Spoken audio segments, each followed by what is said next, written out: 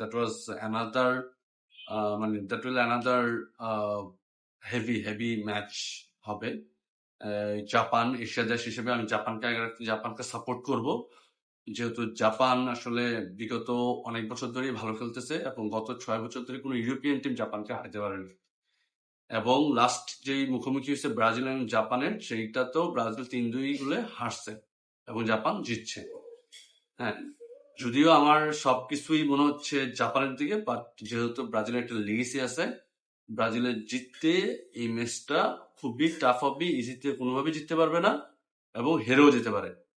এটা হচ্ছে হেরে গেলে এটা আসলে কোনো মানে আশ্চর্য হওয়ার কোনো কিছু নেই, জাপানের সাথে হেরে গেছে ব্যাপারটা। কিন্তু আমি এখানে ব্রাজিলকে এগিয়ে রাখবো বিকজ অফ ব্রাজিলের লিগেসি, হ্যাঁ, এবং নেইমার খেলবে। সো ব্রাজিল হয়তো আগের ম্যাচ মানে লাস্ট ম্যাচটা সে তার প্রিভিয়াস যেটা ম্যাচে খুবই ভালো খেলছে। তো দেখা যাক জাপানের সাথে কি হয়। এটাতেও আমি কোনো প্রেডিকশন করতে পারতেছি না, যে কেউ যেতে পারে, বাট আমি হালকা এগিয়ে রাখলাম ব্রাজিলকে, যদি তারা একটা বড় টিম সেই হিসাবে আমি তাদেরকে একটু এগিয়ে রাখি। বাট এই দুইটা টিমে যে কেউ যেতে পারে।